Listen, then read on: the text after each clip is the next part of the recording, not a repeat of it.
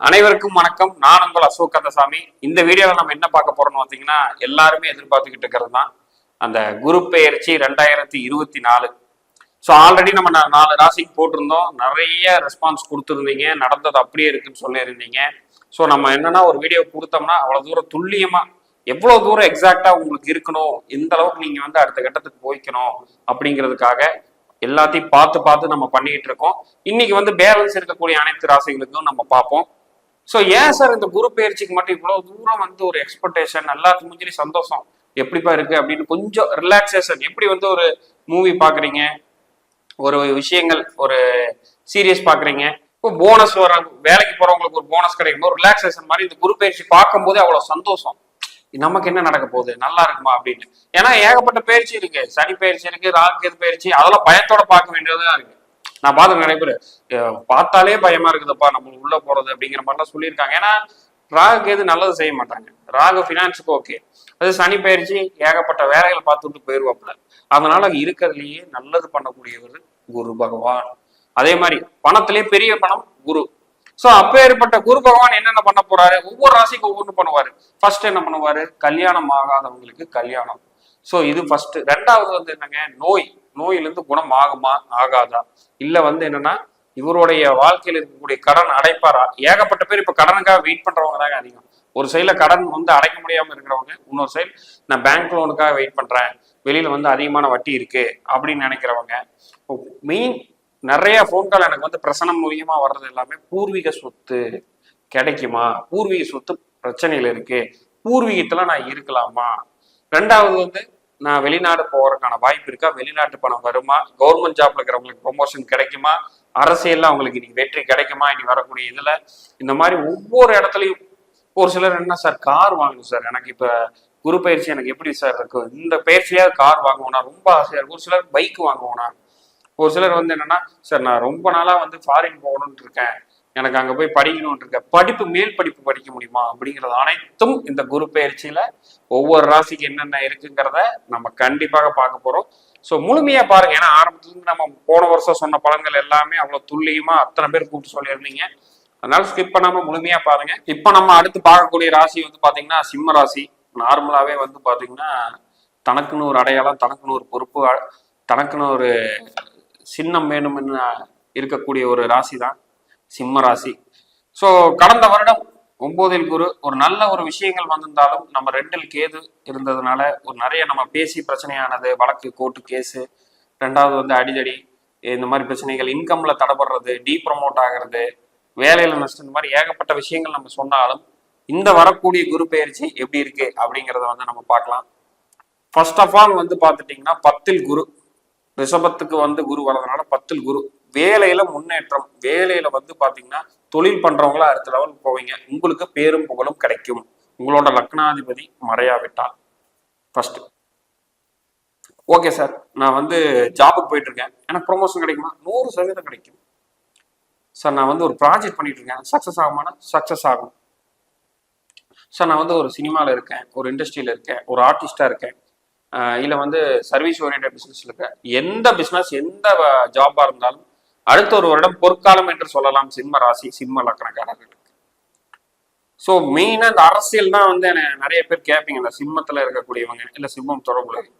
கண்டிப்பாக அந்த அரசியல் வாழ்க்கையில ஒரு நல்ல ஒரு சூரியன் உங்கள் நல்ல நிலைமையில் இருந்தால், உங்கள் லக்னாதிபதி நல்ல நிலைமையில் இருக்கும் பொழுது நீங்கள் இந்த ஒரு வருடம் அரசியலில் ஜொலிப்பீர்கள், நல்ல பேர் புகழ் வருங்க, அதுல எந்த ஒரு மாற்றம் கிடையாது சார். ரெண்டாவது 10ல் தொழில் நல்லா இருக்கு, நான் வீடு கட்டணும்னு நினைக்கிறேன், வீடு கட்ட முடியுமா, லேண்ட் வாங்கணும்னு நினைக்கிறேன், தாராளமா லேண்ட் வாங்க முடியும். ஏன்னா குரு பயிற்சியில உங்களுடைய குரு என்னன்னா உங்க ஜாதகத்துக்கு சிம்ம ராசிக்கு 2, 4, 6, 10ல் பார்க்கிறேன் பார்வையில். ஸோ அப்ப எந்த மாதிரி பழங்க, முதல்ல 2ல் வருது, முதல்ல இன்கம் வந்துடும்.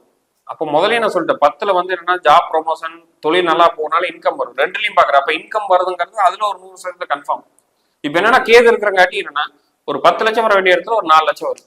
ஏன்னா உங்க 2ஆம் பாவத்துல ஆல்ரெடி கேது இருக்காரு இல்லைங்களா, கேது. அப்ப கேது இருக்கனால என்ன கொஞ்சம் நிறைய வர வேண்டியது தட்டி விடுவார். 10 ஆர்டர் வரணுமா உங்களுக்கு, 4 தான் கொடுக்குறாரு. பட் அந்த 4ங்கிறது நல்ல நச்சுன்னு கொடுக்கக்கூடிய அமைப்புகள் இருக்கு. அடுத்து 4 வீடு, வாகனம், ரெண்டாவது வந்து லேண்டு, அனைத்து விஷயமும் ரொம்ப அற்புதமா நீங்க அடுத்த ஒரு வருடத்துல கண்டிப்பா வாங்குவீங்க. ஆல்ரெடி 2 கார் வச்சிருக்கோம், 3வது கார் வாங்குவீங்க.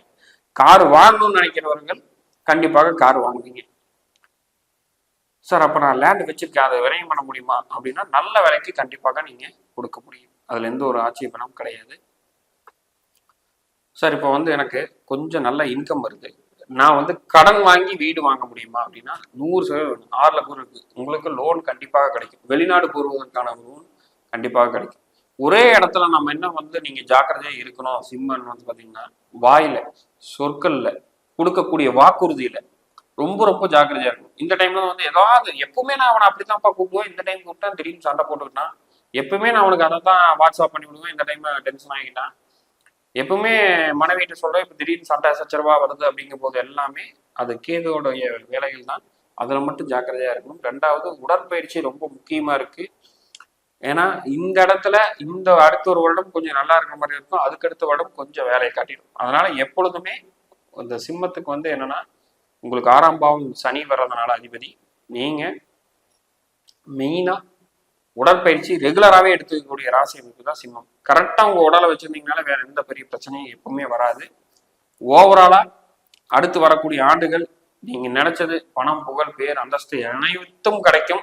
வழிபடக்கூடிய தெய்வங்கள் எப்பொழுதுமே நான் சொல்லக்கூடிய சிவன். சிவனை கெட்டியா பிடிச்சிக்கணும். சிவனை பிடிச்சிட்டிங்கனாலே ரொம்ப அருமையா இருக்கும். சிவனுக்கு அடுத்து திருச்செந்தூர் வழிபாடு இந்த குரு பயிற்சிக்கு ரொம்ப ரொம்ப அருமையான ஒரு வாய்ப்பா சிம்ம ராசிக்கு இருக்க போகிறது. இப்ப அதே மாதிரி ஒரு உதாரணம் வந்து பாத்தீங்கன்னா, இப்போ நம்ம ஆபீஸ்க்கு ஒரு கிளைண்ட் வந்திருந்தாப்புல, என்ன வந்து பாத்தீங்கன்னா ஒரு புரியாத புதிரா இருக்கு சார், துர்மரணங்களா இருக்கு, தொடர்ந்து பிரச்சனை, ஏதோ ஒரு நெகட்டிவாவே என் வாழ்க்கையில் நடந்துகிட்டே இருக்கேன், நான் என்னதான் பண்றேன், எந்த பயிற்சி வந்தாலும் எனக்கு மாற்றமே இல்லை சார் அப்படின்னு சொல்லிட்டு பிரச்சனை பார்க்கணும்னு சொல்லிட்டு நம்ம ஆபீஸ்க்கு அப்பாயின்மெண்ட் வாங்கிட்டு வராங்க.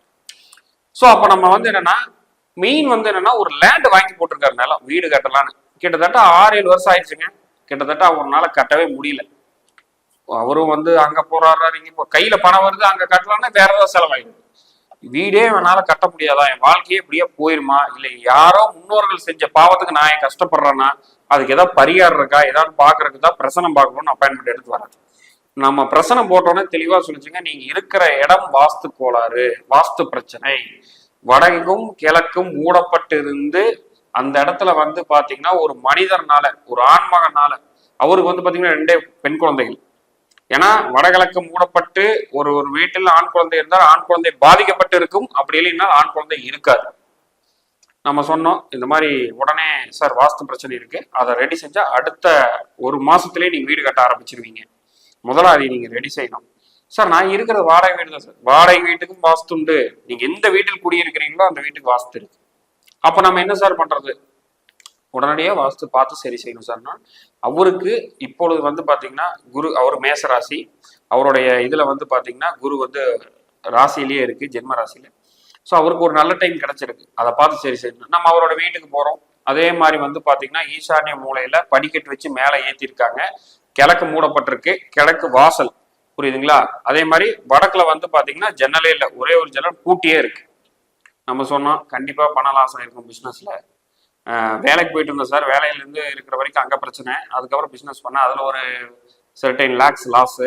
இப்போ வந்து என்னென்னா நிம்மதியே இல்லை, கடன் மேலே கடன் தான் ஆகிட்டு இருக்கு, நான் வீடும் கட்ட முடியல, ஏதாவது ஒரு வழியில் பணம் வந்தாலும் போயிடுது அப்படின்னு. நம்ம இந்த மாதிரியான வாஸ்து முறைப்படி இதெல்லாம் சரி செய்யுங்கன்னு நம்ம சொன்னோம்.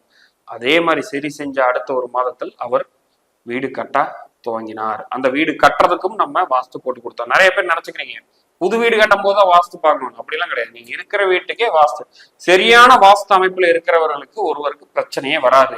அந்த வீட்டுடைய பெண்மணி பிரச்சனையா அக்னி மூலை பாருங்க, அந்த வீட்டுடைய தாத்தா பாட்டிகளுக்கு திடீர் பிரச்சனை, திடீர் செலவா அந்த வீட்டுடைய வட மேற்கு பகுதி பாருங்க, தம்பதியர்களுக்கு பிரச்சனையா தென்மேற்கு பகுதியை பாருங்க. அப்போ இந்தந்த இடத்துல இவர்களுக்கு பிரச்சனை இருக்கு அப்படிங்கிறது அந்தந்த இடத்துடைய வாஸ்து சாஸ்திரம் அழகாக சொல்லப்படுகிறது.